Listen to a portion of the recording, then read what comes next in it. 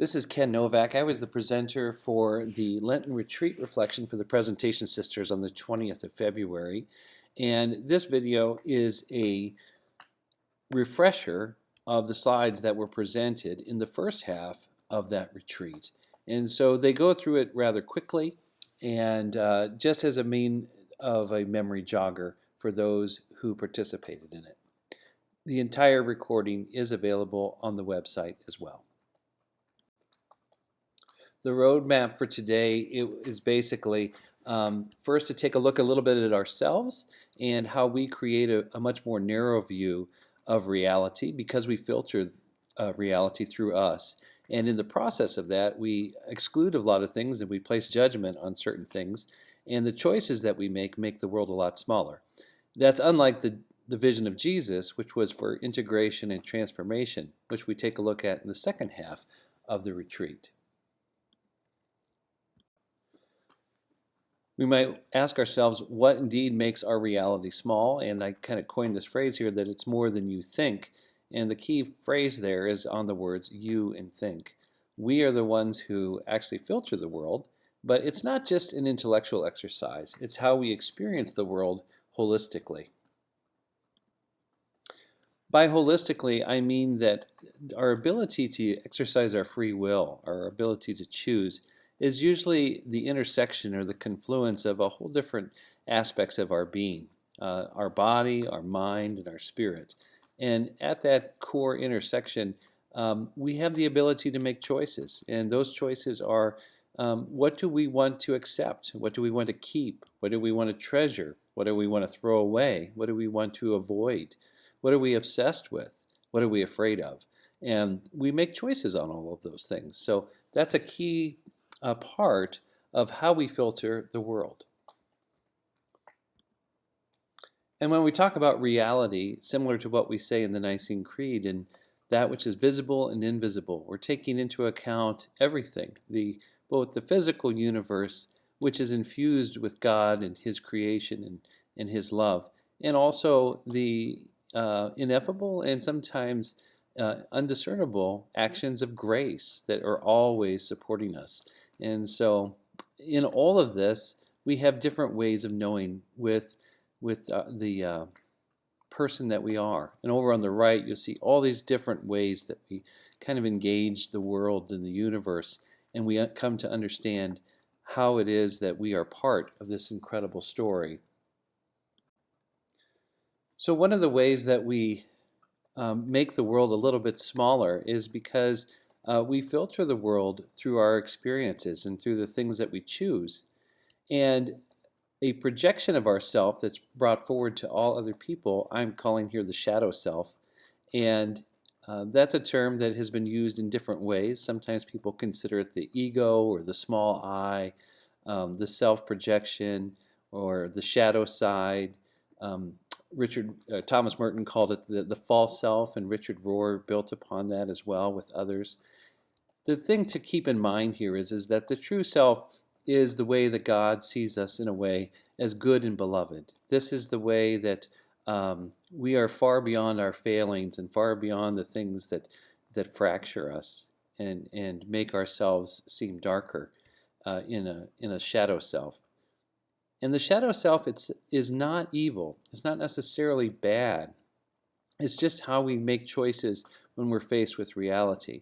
Sometimes we make choices that are not good, and that can create kind of a darker, more opaque shadow self, and we cloud the light and the illumination that God tries to shine through us. But in mostly, what we'll talk about today is what do we do with our shadow self? Well, we actually love it. We take it into account, and we try to find ways by which we can engage it in a positive way. One of the truths about the fact that we do filter the world is it does create a smaller reality for us. We do filter the world in certain ways. In the left corner down there, there's a little picture of the Enneagram, which might be familiar to some people. And it has 9 archetypes or 9 personality types. And any one of us could be any of those. But the principle behind the Enneagram is there is kind of a home base of operation. There's a way that we lean and filter the world more consistently than others. And I think that that's probably true. This presentation is not about the Enneagram, but it is something that is familiar to many of the people who are participating today, and I just wanted to bring that up. The fact of the matter is that the shadow self considers all reality, everything, the way we relate to others, what we believe about God, the way we interact in civic society with laws or the values that we have and the principles that guide us, the groups that we want to become affiliated with or that actually nurture the way we have identity, the way we can look at nature and the obligations we feel toward the stewardship of that nature, the way that we can look toward the future, maybe with hope or with anxiety, and certainly the way we look at the past, both personal and collective, and how we understand all of that. And everything comes through me, and yet at the same time, everything has its own little bit of filtering, and as such, it has its own flavor for the way that I look at the universe. So I tried to drill down a little bit here into the shadow stuff, and I create and propose this metaphor for understanding of how we indeed have this shadow self forming. So I take a look at a model based upon like an atom in some molecules. In the center of that atom is a nucleus, and what I'm going to call there is attachment. What are the things that we're attached to? I do want to make a point that this is not necessarily working with the same language that's used in attachment theory for psychotherapy or psychoanalysis, but basically asking the question, what is it that we cling to? What is it that we think is so important that has to be part of our identity? What is something that basically we think we can't do without? And attachments aren't necessarily bad, but what often happens is that attachments can sometimes constrict the way that we understand ourselves, God, and the world. And that's because right after that attachment usually comes a fear. And I represent that with the electron cloud there. And the fear factor that's instantly activated is, what if I lose my attachment? What if this is no longer a part of who I am? Who am I then? And so then there's other fears that might be associated with that as well. Finally, I say when the attachment and the fear kind of work together, they can kind of start clumping in a way, making almost like a molecule. And what it creates is your belief system. And some beliefs can be expanding. They can open our horizons, and other beliefs can be very constricting. And they collapse upon ourselves into a world of considerable and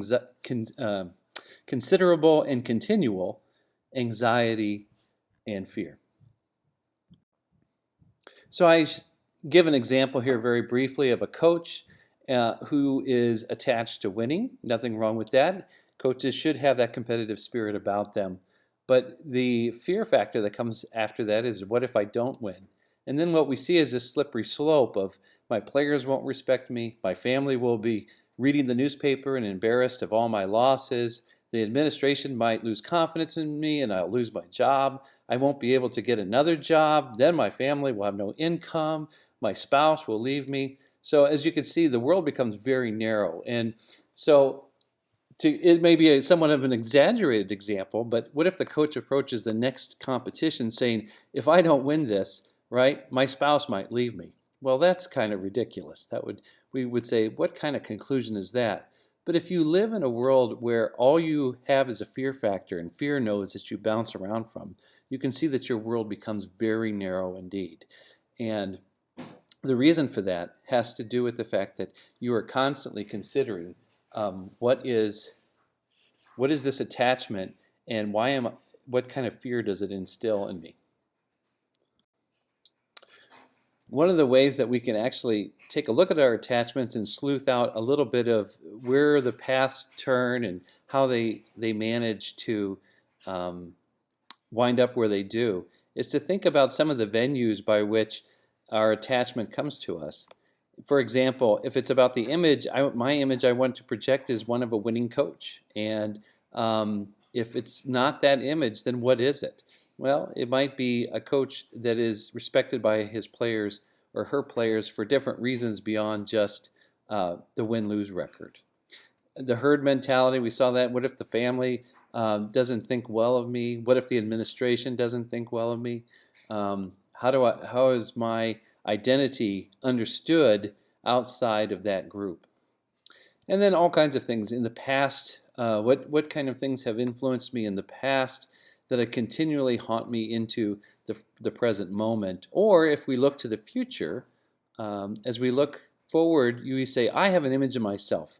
And this experience right now, or this relationship right now, or whatever it is inconsistent with where I see as an image of myself in the future. And this is a little bit of the maxim that if you want to make God laugh, tell him your plans. Because a lot of times we think we know what it is best for us in the future. And there are so many turns in the road that prove different. And yet at the same time, when we look back in hindsight, we say, thank God I took a different route there. That's not where I thought I was going, but it has led me to a much richer life. The little superheroes over there around the 7 o'clock position for purpose and cause, it might seem a little strange here, but sometimes we attach to, let's say, as a social activist, to working to better a cause, which is a good thing. But also, we might only look at the scar. We might only look at the problem and might forget the joy, the goodness, and all the charity that's being shown in so many other different ways around the world. So our focus can be very narrow. If all we see is the problem, we can't see all the other things around in our reality, which are part of our existence as well, allow us and give us chances to be grateful and to celebrate. Finally, the life command is a term I borrowed from John Savage, who uses the word life commandment. But this is something that we learned probably very early on in our life, and we think it's non-negotiable. We always have to apply it, and it's always true. I gave the example of telling my own children that they need to exercise grit and tenacity, and by doing the hard stuff or the things they don't like first, and then rewarding themselves with something that's easier, something they enjoy. Which is not a bad idea when it comes to doing homework or trying to figure out what the daily tasks of the day are and engaging them with the most energy, but certainly not applicable to everything in life. And so as they get older, if they're in a relationship and that relationship's not good or abusive, whatever, they don't need to grin and bear it or grit it out. They need to understand that that's not an appropriate application of this lesson of tenacity. It doesn't apply all the times, and there may be times when we just have to step away from that life command and realize it's only applicable to certain circumstances and not blanketed for everything. When we look at attachments, we have to understand that they're not necessarily bad. Attachments are subject to the fear and the constricting beliefs that can sometimes come with them, but that's only because they come through the filter of ourselves and our own brokenness and limitations. If we take a look at the example of my health, if we consider health through the lenses of image or groupthink and so forth, we might have an image of ourselves as an athlete, or which is not bad, but or is always being physically attractive, or is always projecting, someone at the top of their game and so forth. The hard part is when we're not always there in that image, or if we become less athletic or whatever, we have to have enough ability to understand that as we get older, that image of ourselves might change. The group or herd think might be, if I have a group that I always exercise with at the gym, they might be disappointed if I can't make it week after week or whatever, which is not bad to have someone who holds you accountable, but at the same time, if the only reason that you're promoting your health is just because you have to get there to the group, well, hopefully the group has a stronger relationship with you than just the attendance at a class. It might be in the past your body image or your health provided for negative memories or negative experiences. Perhaps you were bullied, and that's something that also influences the way you understand your own personal health. If also in the future your health is just played against the idea that you're going to die someday, what might have to happen there is a better understanding of what it means to exit this world and begin our next phase of life, and to understand that health isn't always going to be sustainable, and eventually we will move on. But certainly the anxiety over dying is not something that should constantly haunt us. Finally, on the purpose and cause there,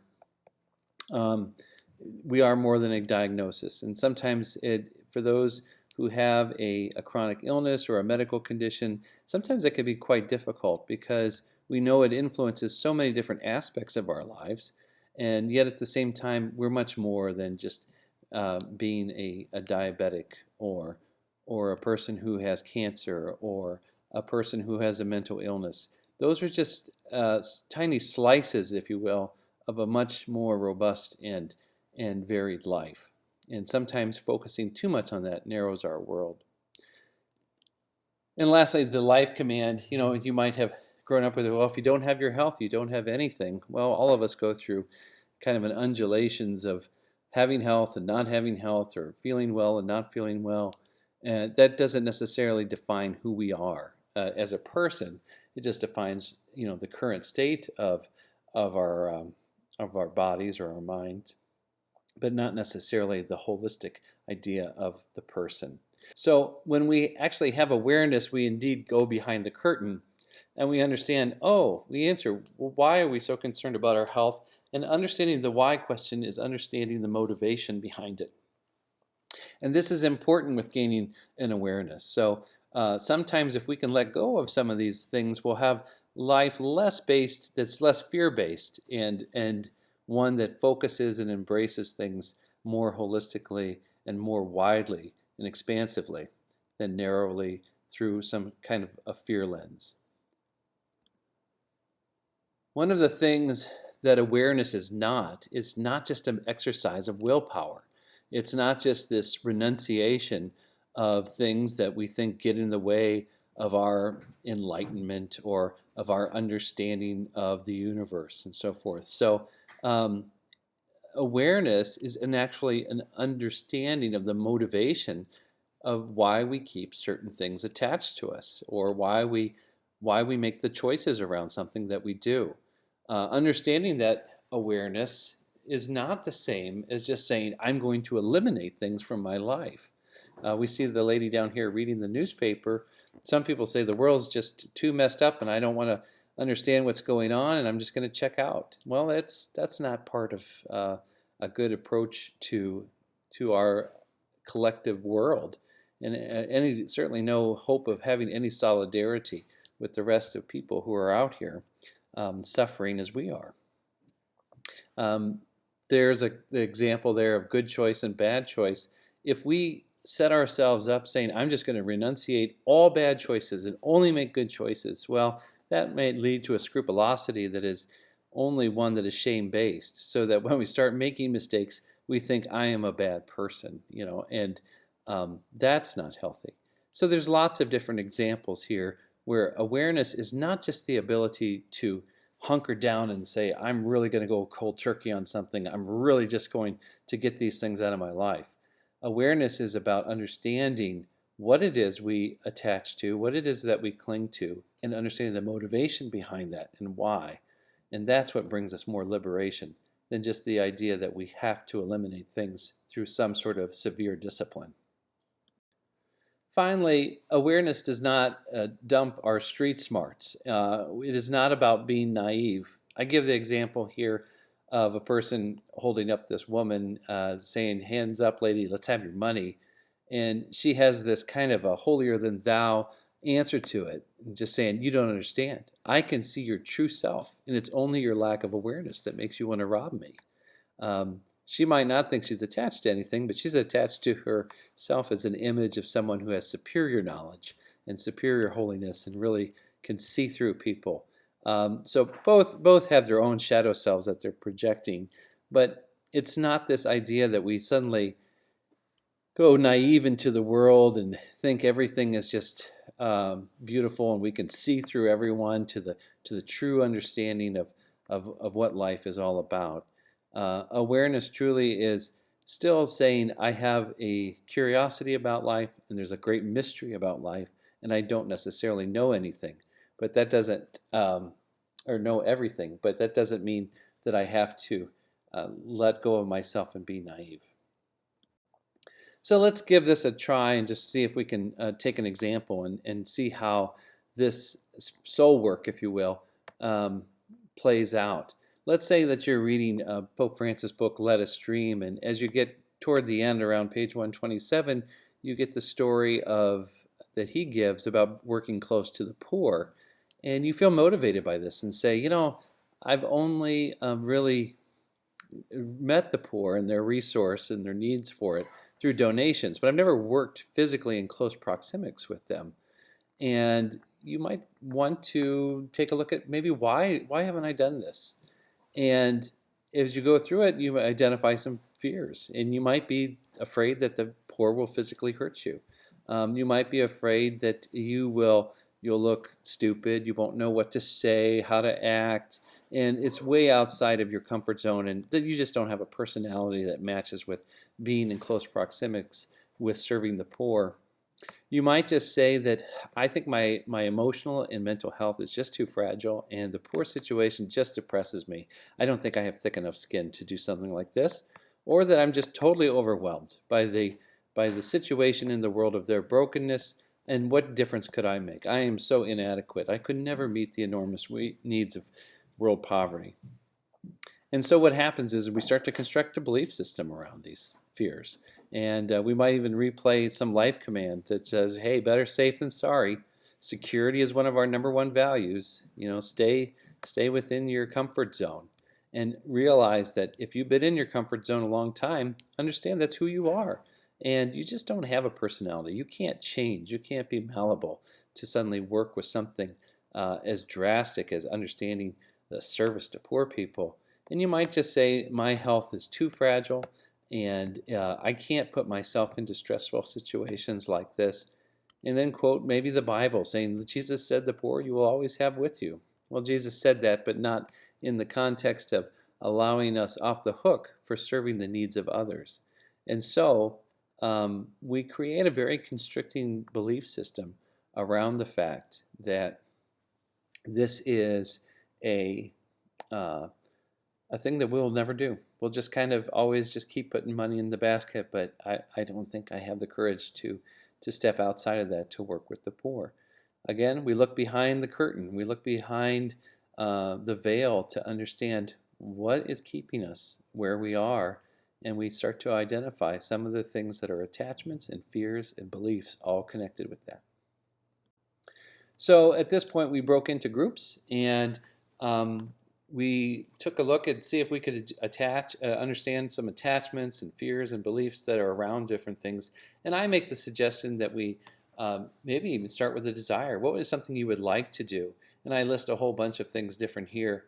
One of them might be to kind of meet the way halfway, to merge my interests. Let's say you have an interest in hunting or fishing. There are things such as the Bishop's Hunt, or there's a Sioux Falls-based Catholic men's initiative called Grit Quest. There are things that try to meet people halfway with the things they're attached to and the things they like, and then combine it with something like spiritual insight and maturation that go along with that. So sometimes we can look at things that leverage even our own ability to have fear or what keeps us from crossing that comfort zone line. So we broke into groups here and took a look at different ways that we could identify the fear, the belief, and the attachment.